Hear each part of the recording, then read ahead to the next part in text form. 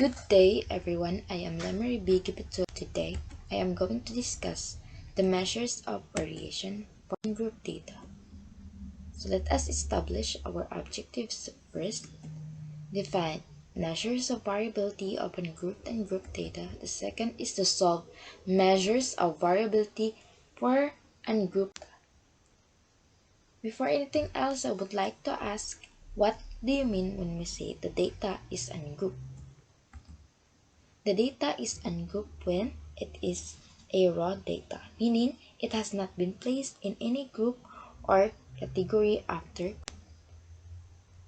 When can we say that the data is grouped? So the data is grouped when it is classified into groups or categorized into various groups, which usually being presented in table. So we have here two examples. So which do you think is a group data?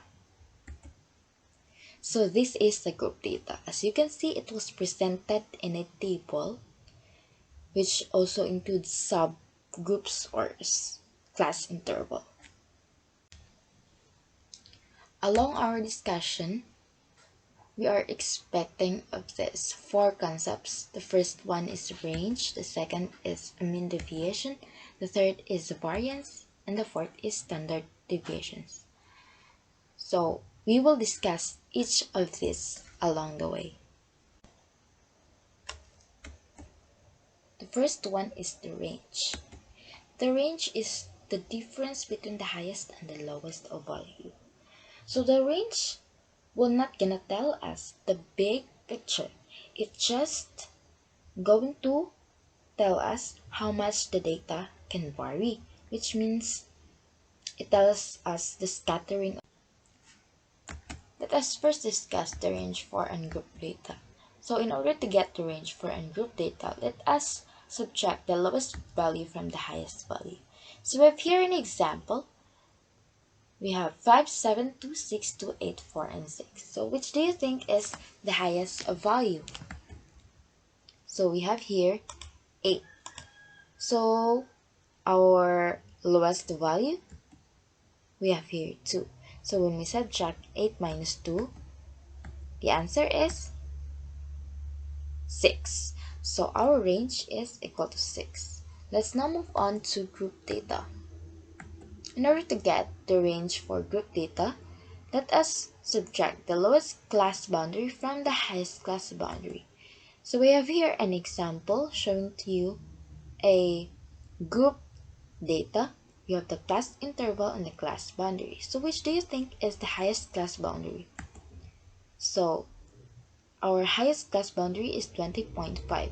How about the lowest class boundary? So our lowest class boundary is 13.5. So as you've noticed, in our group data, we are going to get the difference between the highest value and the lowest value, while in the group data, we are going to get the difference between the highest class boundary and the lowest class boundary. So which do you think is the answer, or what do you think is the answer for this example? So our range is equal to 20.5 minus 13.5 is equal to 7. So our range is equal to 7.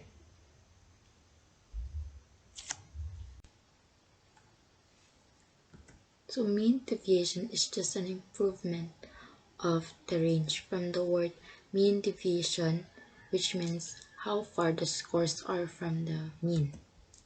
So it is the absolute measure of dispersion, and it measures how far are scores from the mean, distance of the scores from the mean. In order for us to get the mean deviation, let us get the sum of the absolute deviations from the average divided by the number of items. We have here a table. In order to get the mean, let us add all these scores and divide it by how many terms we have. So 87 plus 94 plus 90 plus 93 is equal to 364 divided by 4. is equal to 91. So our mean is 91. Let us get the absolute difference of the scores in the mean. We have 87 minus 91 is equal to negative 4. But because it is an absolute value, we will get the positive result. So here we have 4. 94 minus 91 is equal to 3. 90 minus 91 is equal to 1. And 93 minus 91 is equal to 2. So the summation of this absolute result is 10. We have here the formula in getting the mean deviation. So where n is the number of terms. So 10 divided by 4 is equal to 2.5. So our mean deviation is 2.5. Number 3 is variance. How to get the variance? Later on, we will know. So variance is the average of the squared differences from the mean. You have here the formula for the ungrouped data where x is the individual scores, mu is the mean, and n is the number of observations. So on the other hand, we have here the formula for group data. That's quite very difficult to see and understand, but later on you will know that this is very simple. Where f sub I is the frequency on the ith interval, x sub I, which is the class marks on the ith interval. The same with the ungrouped formula, n is the number of observations. Let us first have an example for ungrouped data. Let us use this formula manually. Example, we have here 5, 7, 2, 6, 2, 8, 4, and 6, where our mu is 5 and our n is 8 since there are 8 terms. So manually, we get this. 5 minus 5 squared plus 7 minus 5 squared plus 2 minus 5 squared plus 6 minus 5 squared and so on over 8. Our summation of the square differences is 34 and our n is 8. So 34 divided by 8 is 4.25. Our variance for ungrouped data is 4.25. Now let's move on to the group data. We will use this formula. This is very difficult to understand, but I'll tell you this is very easy. Where f sub I is the frequency of the ith class interval and the x sub I is the class marks of the ith class interval. So let us suppose that we already have the datas here. So what we need to do is to discuss the last column and the second to the last column from the right. So here in this column, we will multiply the frequency in this column. Why highlight OMG. Yeah, in this column we will multiply the frequency and the class mark. So 13 times 4 we have 52. So that's correct. So in this column we will multiply the square of the class marks and the frequency. So 13 times 13 we have 169 times 4 is equal to 676. So that is right. So we already have here all the data. When we add all of this, the summation of f sub I times x sub I, we will get the answer, which is 1658. When we add all of the data here, the last column, our answer would be 63,666. So what is our variance? Following the formula, you have 50 times 63,666 minus the summation of this minus 1,658 squared over 50 times 50 minus 1 we have here. So we have 3,183,300 minus 2,748,964 over 2,450. So our variance is 177.28. So that is our variance for group data.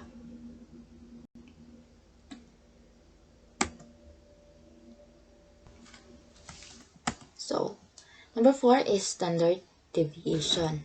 So standard deviation measures how spread out numbers are and the square root of variance. So here is the formula for a group data and here is the formula for group data. So just like the variance, the formula for getting the standard deviation for group data is quite very difficult to see, but this is just very simple because it's just the square root of variance. So remember that this is our answers in our variance, and take note that standard deviation is just the square root of variance. So we would just get the square root of these answers. So standard deviation, we have here the square root of 4.25 is equal to 2.06. On the other hand, we use this formula. Our answer is 13.31 since we get the square root of 177.28. We have here a blank table, so let us assume that we already have the frequency. What we need to do is to fill in what is needed in this table. Let us first have the class boundaries. To get the class boundaries, let us subtract 0.5 to the lower class limit. So this is in this interval, the lower class limit are this, and so on. So in this blank, our lower class boundary is 22.5 and our higher class boundary is 29.5. So here it is. The second one, our lower class boundary is 29.5 since we are subtracting 0.5, and our higher class boundary is 36.5 since we are going to add 5. So here it is. The next is 23.5 to 50.5. Next is 57.5 to 64. Well, it's 64.5.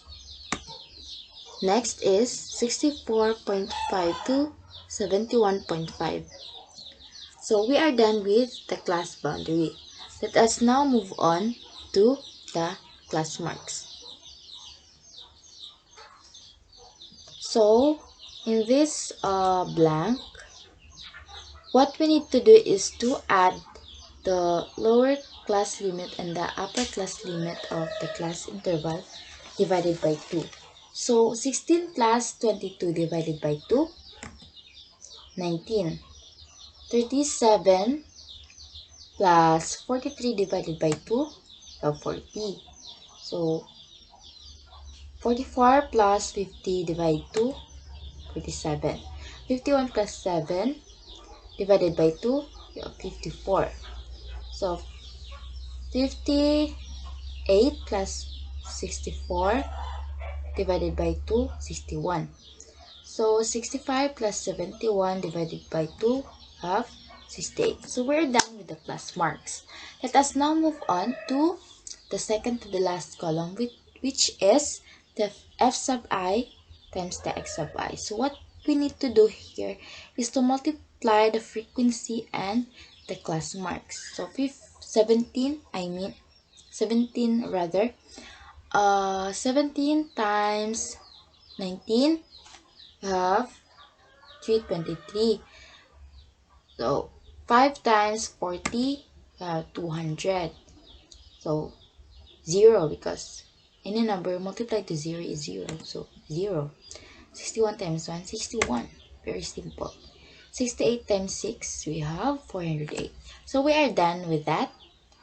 Let us now move on to the last column, which is the f sub I times the x sub I squared. So what we need to do here is to square the class marks divided by the f sub I. So 19 times 19 times 17 is equal to 6137. So 33 times 33 times 6 equals 6534 rather. So 47 times 47 times 2,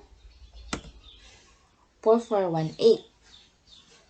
61 times 61, we are now in this blank. 61 times 61 equals times 1 equals 3721. So 68 times 68 times 6 equals 27744. We are done with filling up all the information. Let us get the frequency. So in order to get the n, we need to add all of this. So our n is 17 plus 10 plus 6 plus 5 plus 2 plus 0 plus 1 plus 6 plus 3 is equal to 50. So in order to get the range, in our previous lesson, in order to get the range, let us get the highest and the lowest class boundary. So our highest class boundary here is 71.5 and our lower class boundary is 22.5. So 71.5 minus 22.5 is equal to 56. Now let's move on to this column. So what is the summation of f sub I and x sub I? Our summation is 1769, and in this column our summation is 8189. So in order to get the variance, let us have this formula. So following the formula, let's fill in all the information, and we have the variance. So our variance is 359.22. So let's get our SD. In order to get the SD, we should square root the variance, since SD is the square root of the variance. So let's have the square root of this. What is the square root of 359.22? So the square root of 359.22 is 18.95. So We are done with uh, filling up all the information. I think we are already done with our lesson for today. So let us have our.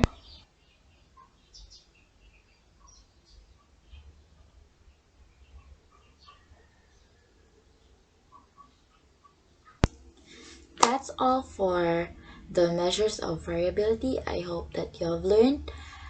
God bless and have a great day.